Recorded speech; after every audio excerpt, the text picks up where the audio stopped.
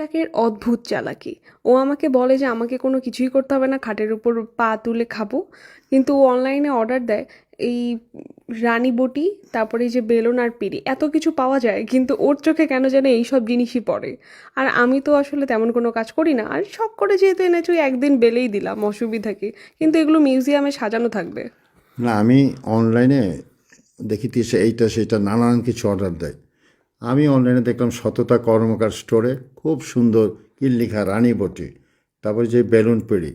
তা আমি সততা কর্মকারে ওর জন্য অর্ডার দিলাম এইসব। আমি যদিও বলি যে তোমাকে কিছু করতে হবে না, কিন্তু বাড়ির বউ, তাকে নিশ্চয়ই কিছু করতে হবে। আর আমিও তো মানে বসে থাকি না। এই যে আমি রুটিটা শেখছে, সেঁকে দিচ্ছি। শেখে যদি সেটাও তো বলতে পারো না, জীবনের প্রথম তো হ্যাঁ, ধরছো। তবে এটা আমার জীবনের প্রথম রুটি শেখা।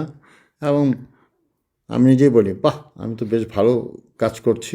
ও রুটিটা সেঁকতে গিয়ে বলে কি ব্যাপার, এটা ফুলে না কিসের জন্য?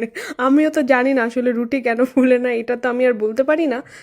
তবে আমি যেদিন একদম প্রথম ওর কাছে চলে আসি, সেই দিন আমার মনে আছে আমি আমার জীবনে প্রথম একটা ফ্রোজেন পরোটা ভাজতে গিয়েছি। ও যেহেতু রাতের বেলা খেতে চেয়েছে, তো আমি ফ্রোজেন পরোটাখান থেকে ফ্রিজ থেকে বের করে চুলার মধ্যে দিয়ে দিয়েছি। দেখেছি ওমা, এটা কেমন যেন একদম ছোট্ট হয়ে গেছে। তো আমি বুঝতে পারলাম না এটা কেন হয়ে গেছে। পরে ওর কাছে নিয়ে যাই, বলি যে আসলে পরোটাটার এই অবস্থা, এটা তো আর খাওয়া যাচ্ছে না। তারপরে বললো যে না, তুমি যখন এটা এনে দিয়েছো আমি এটাই খাবো। এই যে আমি কি সুন্দর ওকে একটা এনে দিয়েছি।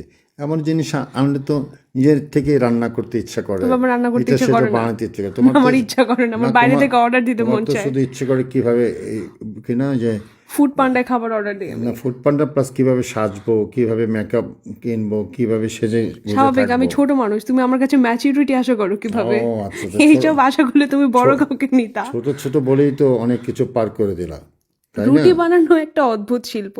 গোল করার চেষ্টায় প্রতিদিন এশিয়া, আফ্রিকার, সাউথ আফ্রিকার ম্যাপ বানিয়ে ফেলি। তবে এই বেলুন পিটি দিয়ে খুব সুন্দর রুটি হয়। আপনারাও নিয়ে চাইলে ট্রাই করে দেখতে পারেন।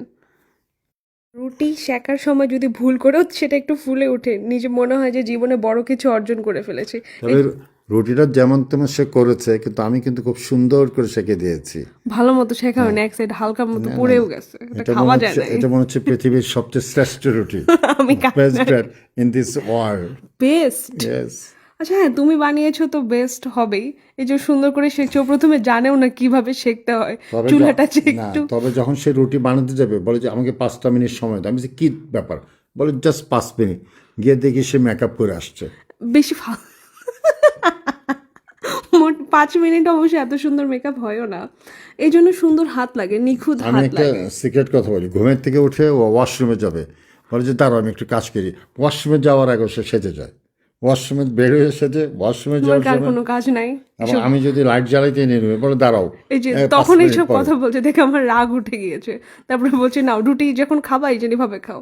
ও বলেছে একটা ডিম পোচ করতে বলো বুয়াকে। আমি বলতেও পারবো আমি না। একটা বকা দিচ্ছি, আমি বললাম কি তুমি আসলে তো কিছু কারণে শুধু সাজতে পারো। মনটা খারাপ করে ফেলছে। এসব কথা বলবা কেন? হ্যাঁ, স্বাস্থ্য বাড়ি তো কি হয়েছে? না, সারাক্ষণ তো সাজা গুজাই আছে। তো তোমার প্রবলেম। সবাই ভালো থাকবেন। আর আমাদের এরকম ঝগড়া আর সুন্দর খুঁত মিষ্টি ভালোবাসা চলতে থাকবে। সবাই ভালো থাকবেন, বাই বাই।